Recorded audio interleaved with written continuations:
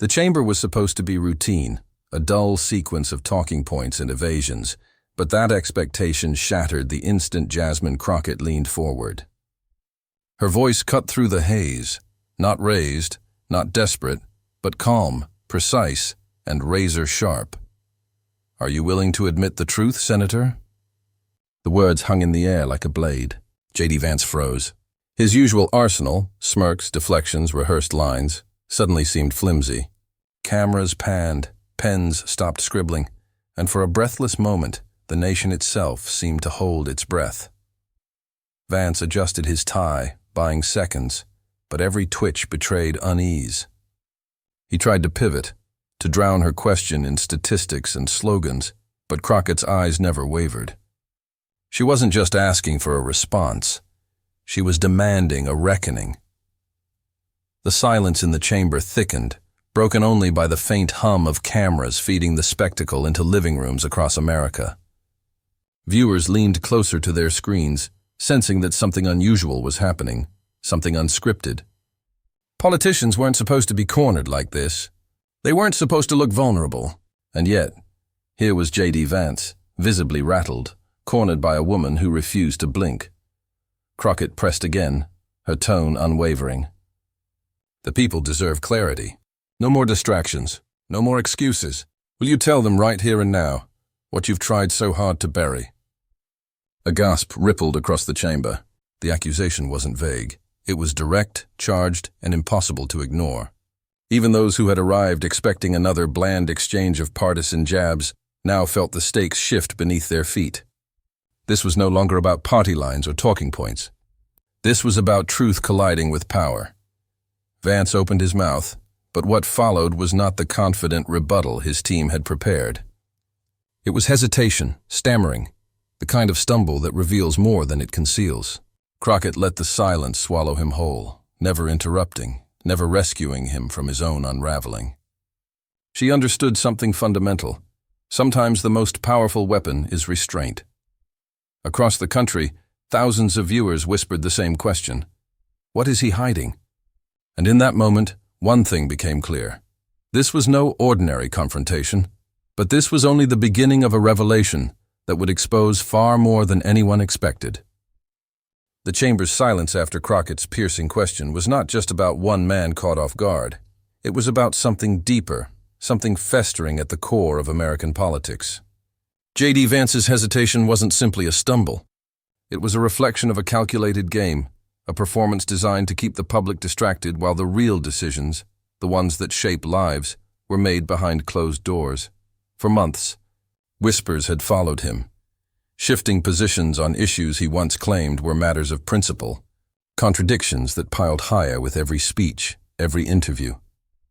He had branded himself as the voice of the forgotten, yet when confronted with policies that would hurt working families, immigrants, and the very communities he had once championed, his record told a different story. Promises of compassion twisted into cold calculations. Rhetoric of belonging warped into division. That's why this moment mattered. Because Vance wasn't dodging a small question. He was dodging the question. The one that cut through all the spin. Whose side are you really on? Viewers across the country recognized the stakes, even if they couldn't articulate them fully. For an immigrant mother watching in California, Crockett's demand for truth echoed her own fear, that leaders who speak of opportunity in public would vote away her family's dignity in private. For a young student in Ohio, tired of slogans about the American dream, it was confirmation that some politicians wear empathy like a costume, discarding it when the cameras dim. Vance's refusal to meet the moment wasn't just cowardice, it was strategy. He understood that once truth takes shape, once it's spoken aloud, it becomes impossible to bury again. And the truth he was so desperate to hide was that the values he sold to voters clashed violently with the compromises he made to climb the political ladder. Crockett's confrontation, then, wasn't about scoring points or viral sound bites. It was about stripping away the layers of performance, revealing the raw contradiction beneath. Her question wasn't just for him, it was for America. Can dignity survive in a political arena built on manipulation? Can truth still pierce through the armor of power? Every second of his hesitation widened the gulf between his crafted image and the reality unfolding before millions of eyes. The stakes no longer belonged to Vance alone. They belonged to a country at a crossroads, a people weary of deception, desperate for authenticity. And that was the brilliance of Crockett's strike. By pressing for the truth, she wasn't just exposing a man, she was exposing a system. One where lies are currency, where loyalty is traded for access, and where the people are often the last to know the deals made in their name. The room could feel it. This was not going away. Journalists whispered about contradictions they had documented but never confronted. Allies shifted uncomfortably, sensing that the story they had agreed to repeat was unraveling in real time.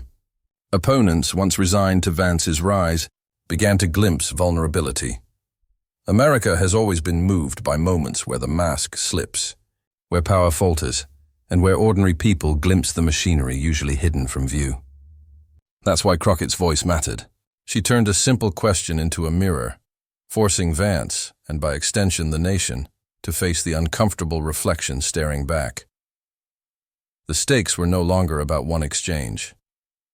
They were about the story America would tell itself, whether it still had room for truth, or whether manipulation had become the only language left. To understand why Vance was so desperate to avoid the truth, you need to see the path that brought him here.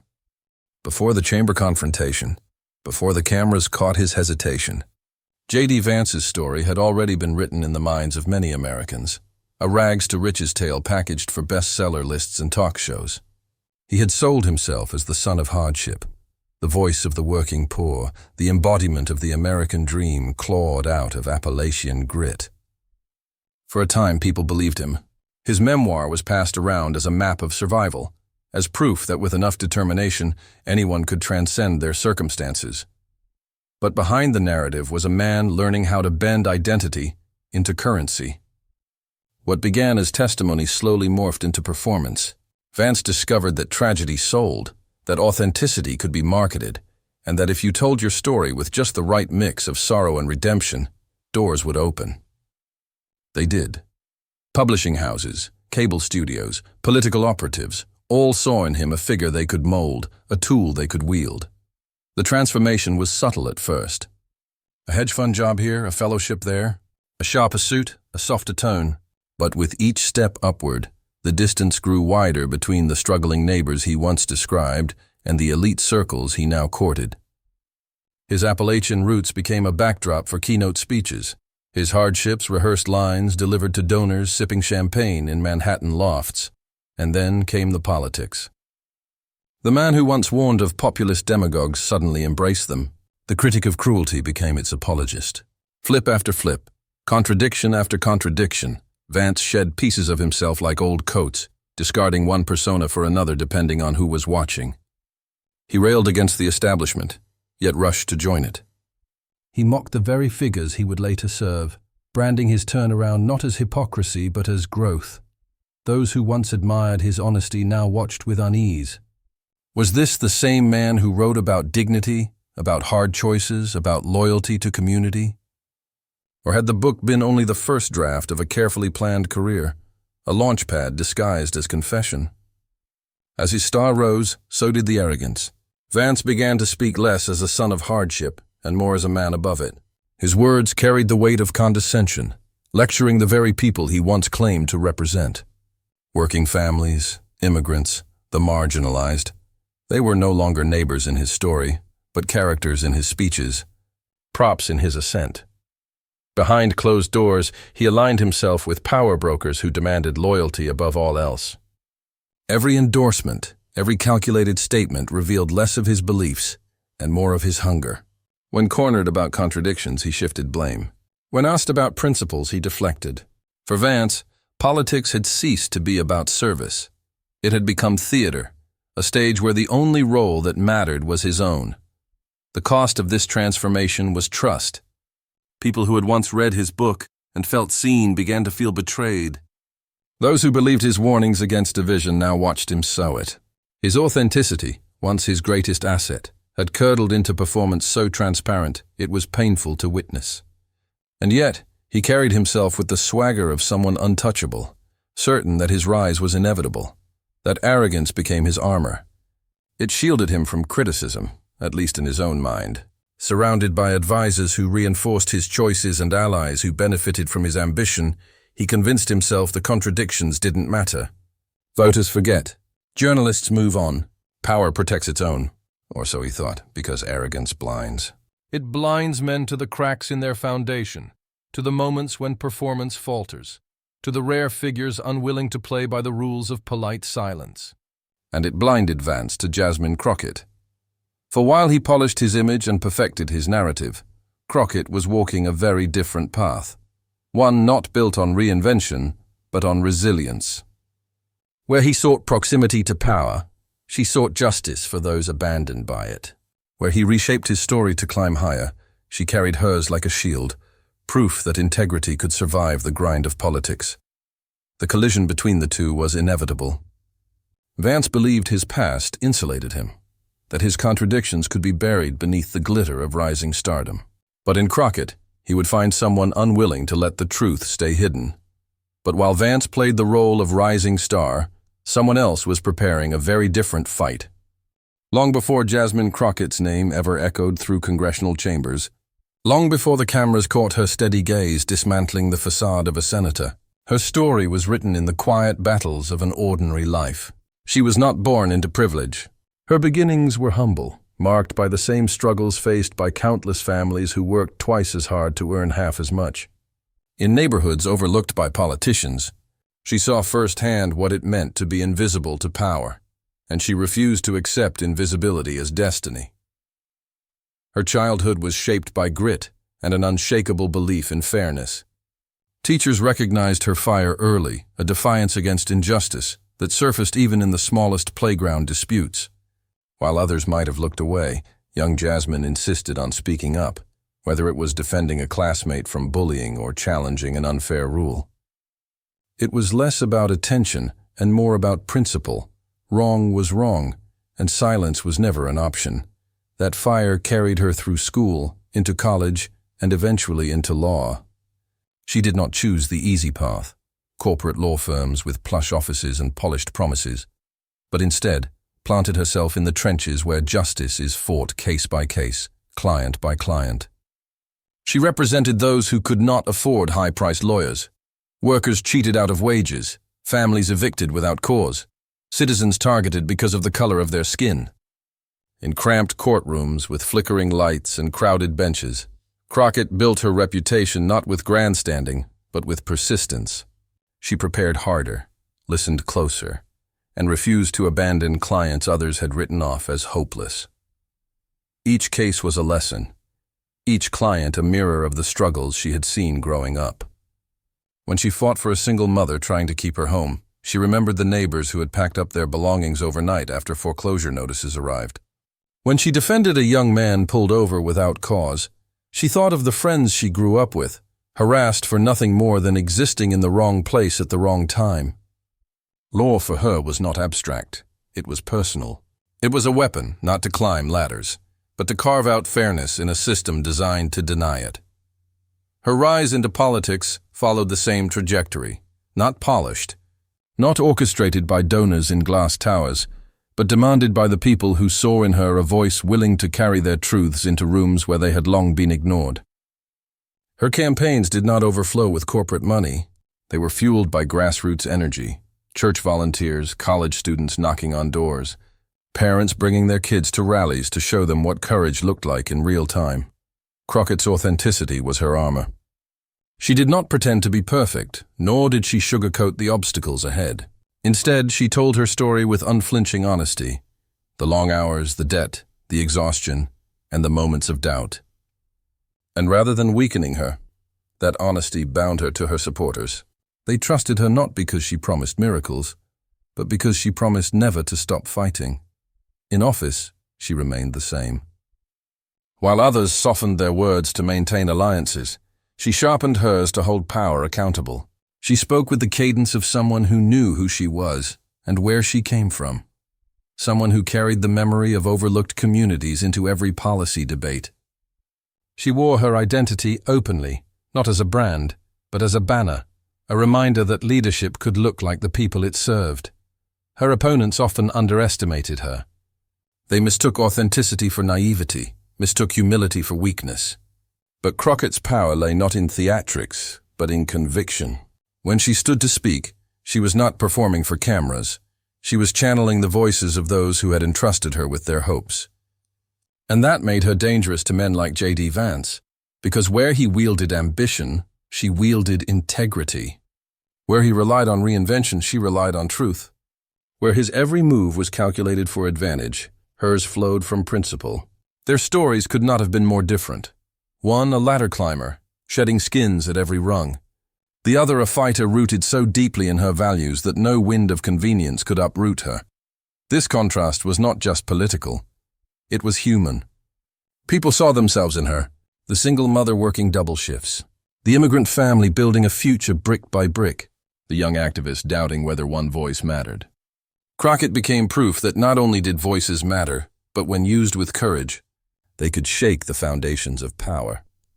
So when she turned to JD Vance in that chamber, asking the question he most feared, it was not the voice of one lawmaker challenging another. It was the echo of every overlooked community demanding answers. It was the weight of her entire journey crashing into his carefully constructed persona. And when their paths collided, Crockett's authenticity would become Vance's undoing. The question still lingered in the air, sharp and unyielding. Will you tell them, right here and now, what you've tried so hard to bury? JD Vance shifted in his chair, his jaw tightening. He leaned into the microphone, his tone clipped, defensive. With all due respect, Congresswoman, this is nothing more than a distraction. The American people care about results, not petty theatrics. But the audience could hear the tremor beneath his words. His attempt at authority came across brittle, rehearsed. Cameras zoomed in, catching the subtle flush creeping up his neck. Crockett did not flinch. She waited, allowing silence to do what no rebuttal could, make his dodge echo louder. Then, measured and calm, she pressed again. You speak of distractions, Senator, yet every time you're asked to answer plainly, you run from clarity. The people deserve more than slogans. They deserve the truth, a murmur rippled through the chamber. Reporters scribbled furiously, sensing momentum. On social media, clips of the exchange were already being clipped, captioned, and shared. Viewers at home leaned forward, sensing the standoff had turned into something more than routine bickering. This was no longer politics. It was theater, with truth as the stage prop Vance couldn't control. He bristled, his voice rising. I will not be lectured by someone who doesn't understand the real struggles of this country. I've lived them. I've written about them. Crockett cut in, her tone even, unshaken. You've sold them, Senator. You packaged your story and built a career, but when it came time to stand up for those very struggles, your record speaks louder than your memoir. Isn't that the truth you're afraid of? Gasps scattered across the chamber. Even Vance's allies looked uneasy. His hand clenched the desk, knuckles whitening. He tried to recover, pivoting to familiar talking points. What I stand for is opportunity, for families who've been ignored for decades. That's what my career has been about. Crockett tilted her head slightly, as if disappointed rather than enraged. Opportunity? Tell that to the workers you voted against, the families you turned your back on. Tell them how you stood with the powerful instead of the people you claim to represent. Because that's the contradiction that haunts every word you speak. The tension thickened. The room felt like it might split in two, half silently urging him to hold his ground, half waiting for him to stumble again. The cameras captured every twitch, every bead of sweat, every glance he cast toward aides who could not save him now. Vance raised his voice, abandoning calm altogether. This is political theater, nothing more. You want to play prosecutor, Congresswoman? Fine, but the American people see through it. Crockett leaned closer to the mic, her words steady and piercing. They do see through it. That's the problem. The chamber broke into a low rumble, journalists buzzing, staffers whispering, viewers at home clutching the edges of their seats. Crockett had turned his defense into an indictment. Every sentence he spoke only widened the gap between the image he sold and the reality she revealed. He tried one last time to regain the upper hand, his tone almost desperate now. If you think you can tear me down with cheap shots, you're mistaken. My record stands on its own. Crockett didn't blink. She allowed the silence to stretch, the weight of his words collapsing under their own fragility. Then she delivered the line that cut through the noise. Your record does stand, Senator, and it stands in direct conflict with the story you've been telling America. Which one should they believe?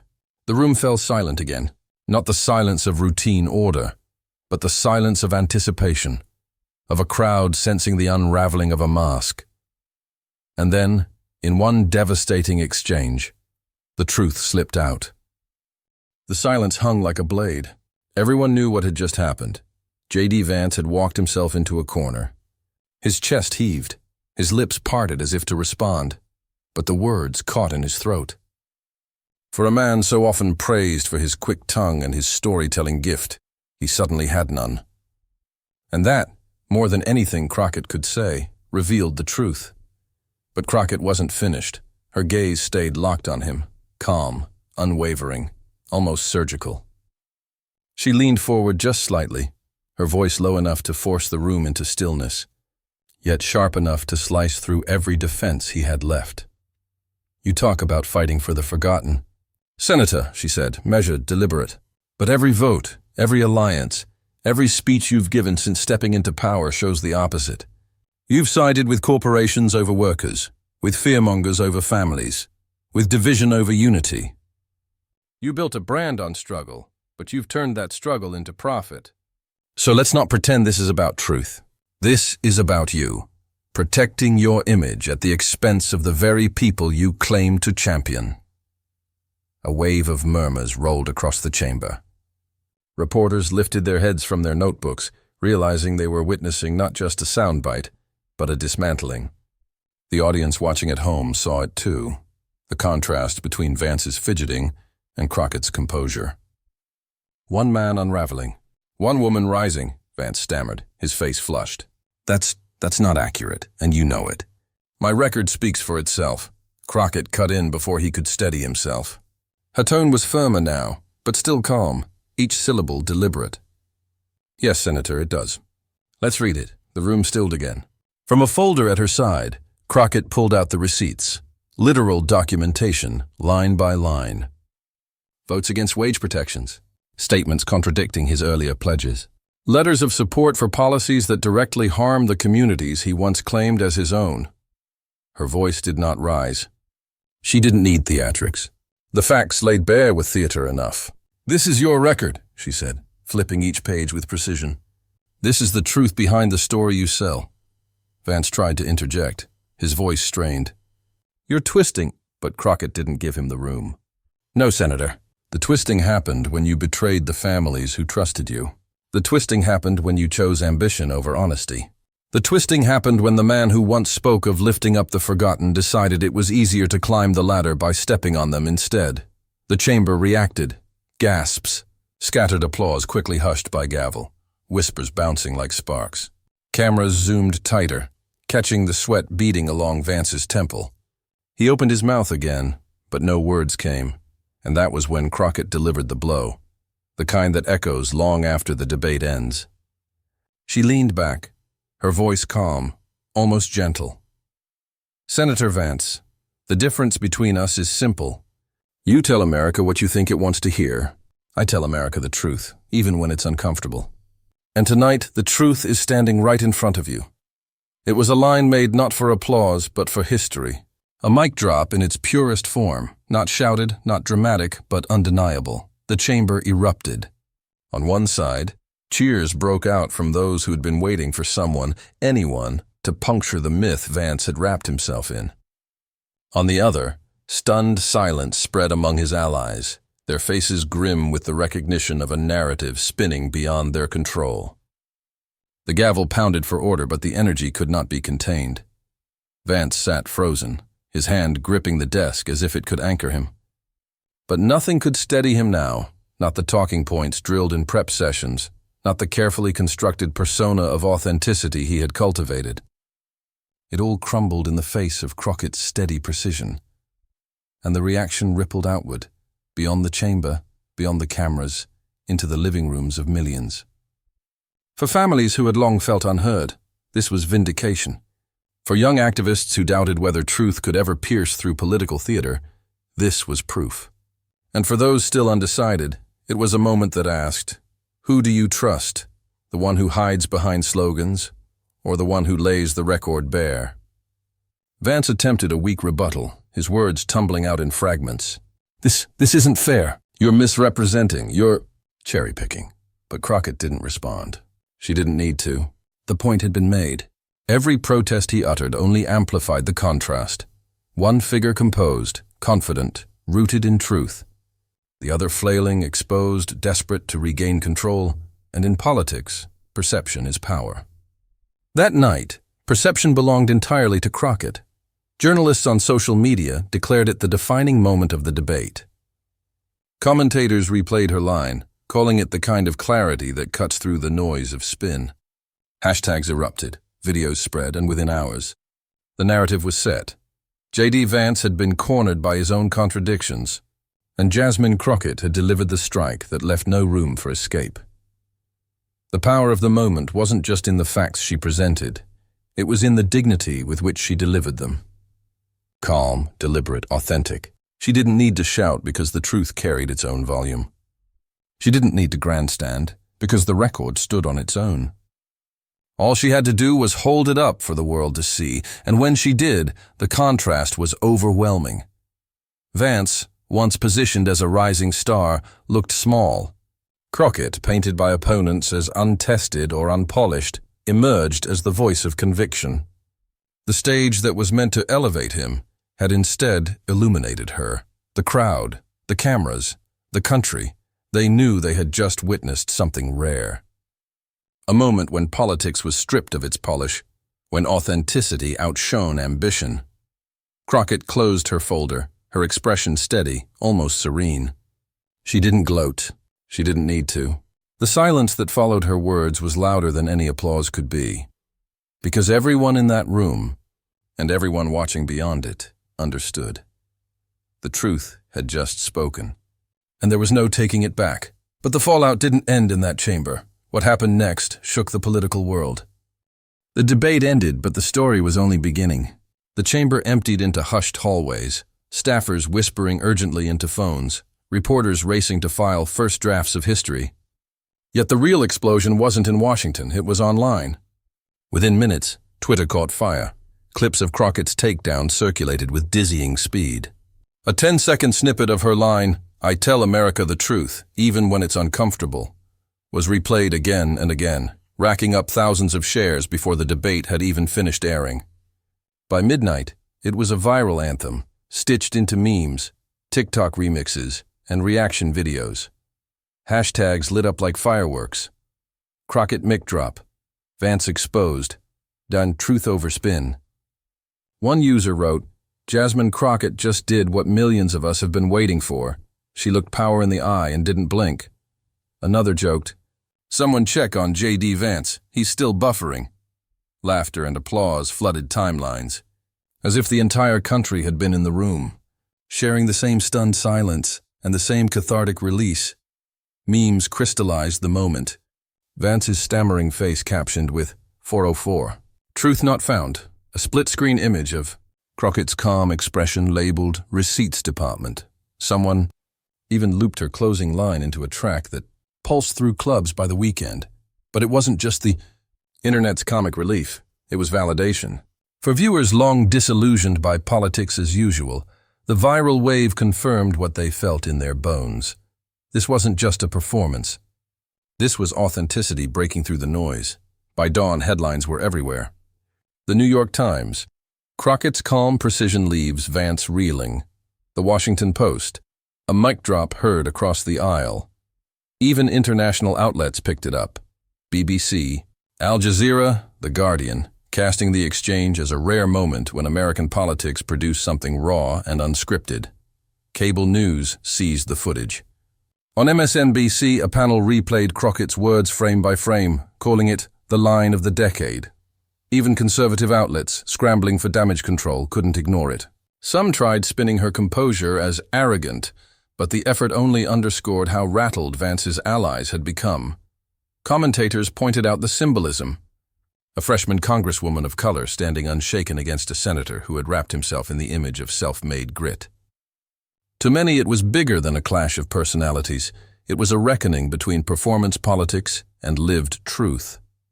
Meanwhile, everyday Americans flooded platforms with their own reflections.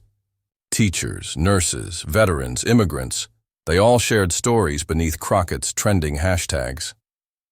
"I felt seen," wrote a single mother from Ohio. "She spoke the way I wish someone would speak for us every day." Another post, from a retired coal miner, read, "I believed in Vance once. Tonight I saw through him." Crockett told the truth. Late-night hosts piled on. One joked, "JD Vance said he speaks for the forgotten. After tonight, he's probably wishing we'd all forget what just happened." The audience roared, sealing Vance's humiliation in the pop culture archive. But behind the jokes, there was something more profound, the unmistakable sense that Crockett had shifted the conversation. She wasn't just a participant in a debate. She had become the symbol of what it meant to face down spin and expose it with poise. Donors noticed. Grassroots organizations lit up with new sign-ups, volunteers pledging their weekends, small-dollar donations spiking. Commentators marveled. Rarely did a single debate moment trigger this kind of immediate groundswell. And Vance? The fallout was merciless. Editorial cartoons painted him scrambling under a pile of his own contradictions. Social media dubbed him Senator Spin. His attempts to recover the next day, TV appearances, carefully crafted talking points, only fueled the mockery. Clips of his flustered rebuttals circulated side by side with Crockett's unflinching delivery, the contrast impossible to ignore. The ripple effects extended beyond personality politics. Activists began framing the moment as a case study in courage. College campuses replayed the clip in classrooms, students analyzing it not just as debate strategy but as cultural touchstone. And in living rooms across the country, parents replayed Crockett's words to their children as proof that dignity could still triumph over deceit. What made it resonate wasn't only Crockett's composure, it was the collective echo. A nation worn down by spin, outrage cycles, and broken promises had suddenly found something else, a reminder that truth, spoken clearly, could still break through. As the dust settled, one thing became clear. This wasn't going to fade as just another headline. It was the start of something bigger, something neither Vance nor his strategists had anticipated. And beyond the noise, a deeper truth cut through the chaos. When the headlines cooled and the hashtags began to settle, what lingered wasn't just the memory of JD Vance fumbling or the thrill of a perfectly delivered mic drop. What lingered was something larger. Something that reached beyond the walls of that chamber and into the heart of the country. Jasmine Crockett had reframed the clash, not as a duel between two politicians, but as a mirror held up to America itself. "This was never about me versus him," she later reflected. "It was about what kind of nation we want to be." And that was the truth. Because in every word, every pause, every receipt she laid bare, Crockett wasn't just holding Vance accountable. She was calling the nation to a higher standard. She was reminding us that politics is not theater for the powerful, but a covenant with the people. And that covenant only works when honesty outweighs spin, when service outweighs self-interest, when dignity outweighs arrogance. The contrast had been so stark, so undeniable that it left viewers with a choice. Do we settle for leaders who polish their lies and hope we don't notice? Or do we demand representatives who will stand in the fire and tell the truth, even when it burns? For many, Crockett's example answered that question. She embodied something rare in politics, a willingness to be grounded in principle rather than ambition. Where Vance twisted his past into a stepping stone for power, Crockett carried hers as a badge of honor. Proof that struggle doesn't have to lead to compromise. It can lead to courage. Her confrontation revealed more than hypocrisy.